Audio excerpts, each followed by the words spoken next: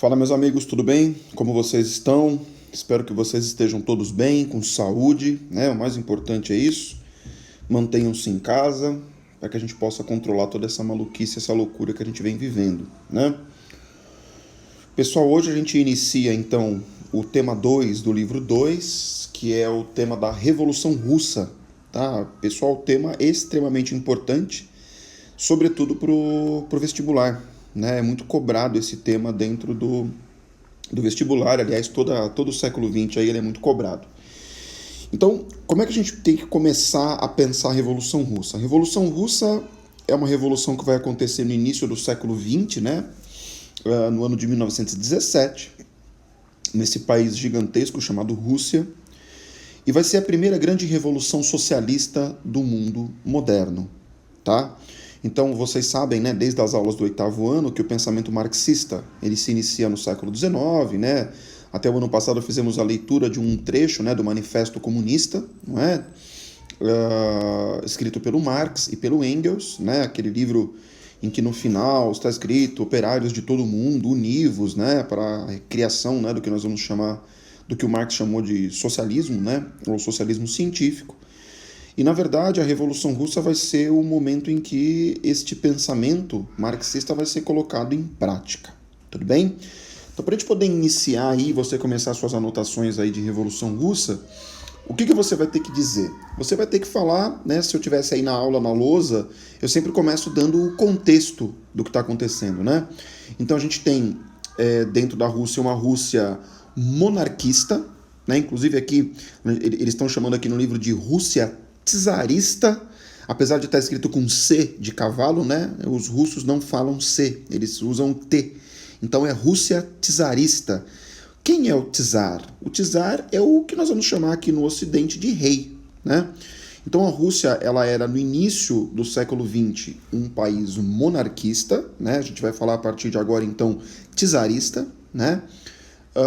De uma população principalmente agrícola, uma população muito pobre, né? Uma população que passava fome no início do século XX, com muito pouca tecnologia, né? Inclusive tecnologia na agricultura que não dava conta da produção econômica, a produção agrícola, para que a própria população tivesse acesso a alimento. Então a população passava fome, tá?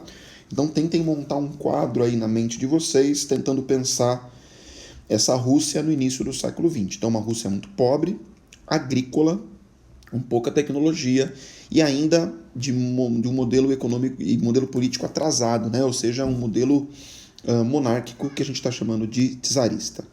Tem uma foto aqui muito interessante, né, mostrando essa... Deixa eu ver que página 23, mostrando aqui uma mulher, né, que está de costas, muito provavelmente da nobreza russa, né, da nobreza czarista, dando esmolas para um senhor velho e uma criança, né, que estão pedindo esmola, mostrando aí como é que era essa desigualdade social na Rússia, né, nesse início do século XX.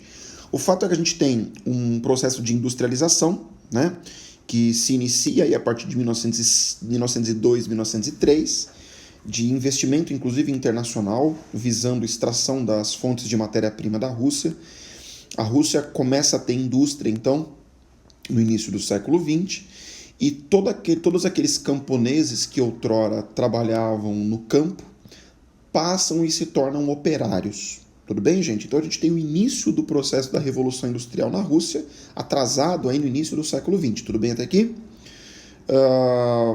Esse processo de industrialização ele é muito pesado para a população, porque você já tem que saber aqui no nono ano que todo o processo de industrialização ele é muito penoso, ele é muito pesado para a população, porque você não inicia qualquer processo de industrialização com leis trabalhistas, por exemplo, não é mesmo? Quer dizer, não há leis trabalhistas, né?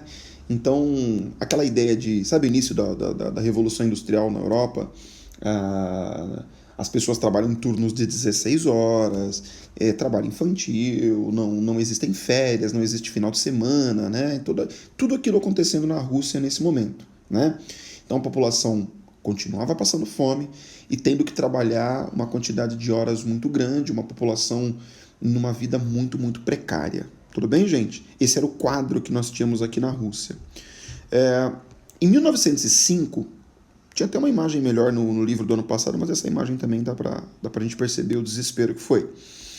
Existe o que nós vamos chamar de Domingo Sangrento, né? Acontece no ano de 1905, no dia 22 de janeiro de 1905. Isso aqui é um movimento muito pesado, porque os trabalhadores eles foram até o Palácio de Inverno do Czar, né? Entregar uma carta pedindo, inclusive lembra aquele movimento cartista, né, da Revolução Industrial, né, em que os trabalhadores entregam cartas, né, pedindo melhores condições de trabalho.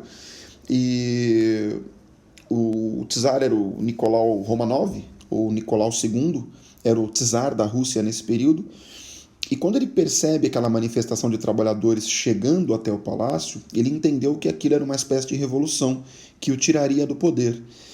O que acontece é que ele ordena que os soldados atirem contra os trabalhadores, né? E ali no meio daqueles trabalhadores havia mulheres, havia crianças, e foi um verdadeiro massacre, né? Tanto é que esse dia aí, dia 22 de janeiro de 1905, acaba entrando, né? Aconteceu na cidade de São Petersburgo, acaba entrando para a história como o Domingo Sangrento, né? Aquela neve branca, né? Eu fico sempre imaginando essa cena, a neve branca, né? Na Rússia, em São Petersburgo, em janeiro de 1905, né, um inverno, né, então no hemisfério norte, forrado de sangue, né, o vermelho ali contrastando com a neve, quer dizer, a ponto de entrar para a história como o Domingo Sangrento. Foi um verdadeiro massacre contra os trabalhadores que estavam numa manifestação pacífica, né, a imagem aqui de baixo acaba mostrando esses soldados russos, né, atacando a população, sobretudo de trabalhadores, né, que queriam ali melhores condições de trabalho. Por que esse movimento é tão importante? Porque esse movimento vai dar origem à fundação de um partido, né, que é chamado de, as iniciais é POSDR, POSDR, né, ou Partido Operário Social Democrata Russo. Ou seja, é mais ou menos assim, já que a nossa manifestação não deu certo, vamos então criar um partido, né, para que a gente possa conseguir estabelecer os nossos direitos de trabalhadores. O mais importante, gente, e eu gostaria muito que vocês fizessem aí uma anotação, tem lá a criação do Partido Operário Social Democrata, e você tem, dentro desse mesmo partido, a divisão em duas partes, tudo bem? Então, dentro do mesmo partido, um partido de trabalhadores, existia o grupo que nós vamos chamar de bolcheviques, tá vendo aqui, ó, bolcheviques, que em russo que significa maioria, e os mencheviques, como está aqui ampliado na tela, ó, que significa minoria, tá? No entanto, esses dois grupos dentro do mesmo POSDR, né, mesmo Partido Operário Social Democrata Russo, eles desejavam atingir a revolução de duas formas distintas. De um lado, os bolcheviques queriam a derrubada violenta, né, da monarquia czarista e a implementação do socialismo já num primeiro momento, né? E os mencheviques, que era a minoria, ou seja, a menor parte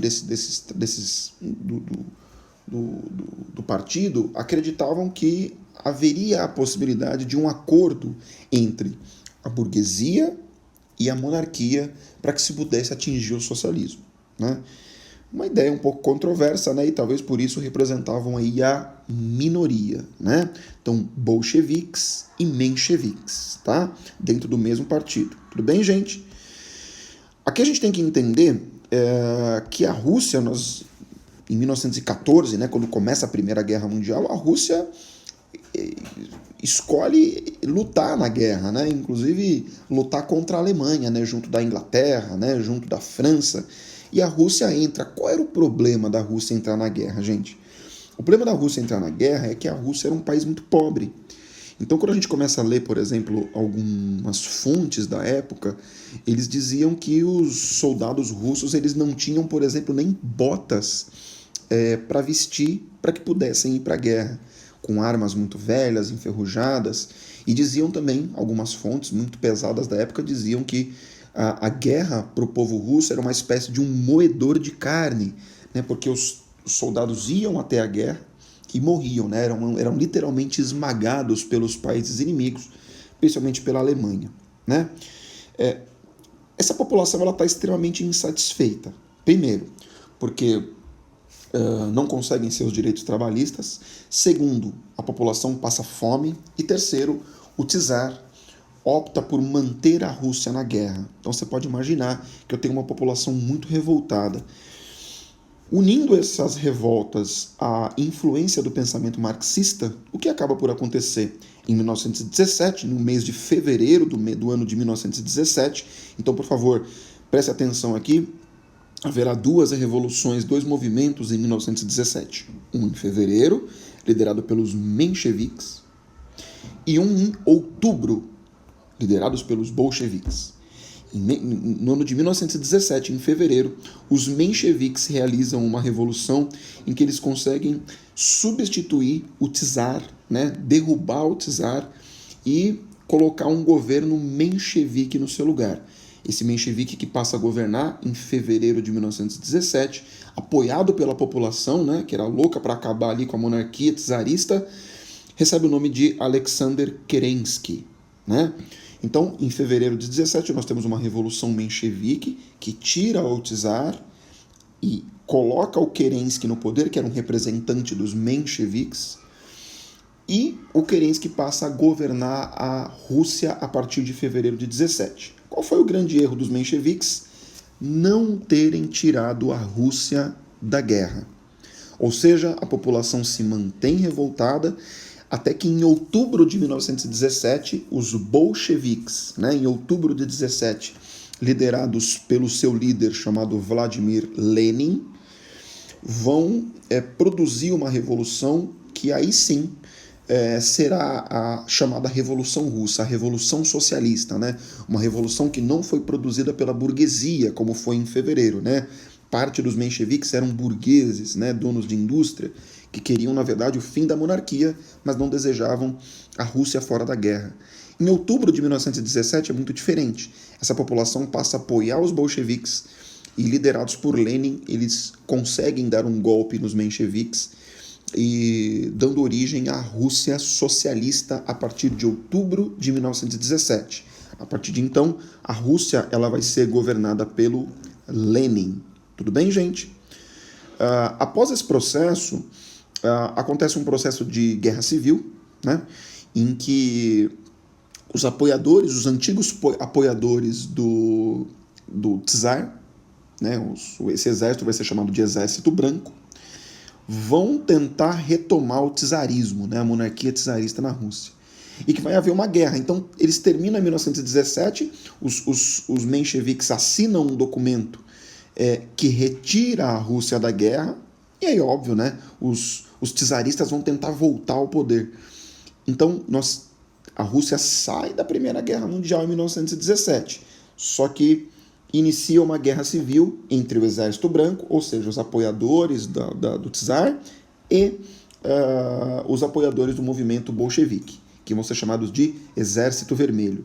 Essa guerra civil entre Exército Branco e Exército Vermelho começa no ano de 1918 e vai ter fim somente no ano de 1921, mas a vitória acaba sendo do movimento menchevique. Inclusive, no final dessa guerra civil, há o assassinato de toda a família Romanov, uma cena terrível, né? A morte de toda a família Romanov, foram mortos na casa de inverno da família, foi uma das cenas mais terríveis da Revolução. Mas o fato é que nós temos o início, então, do que nós vamos chamar do primeiro governo socialista do mundo, né, pós o pensamento marxista. Tudo bem, pessoal? Deixo aí para vocês os exercícios da página 32 até a página 33. Um abraço, camarada.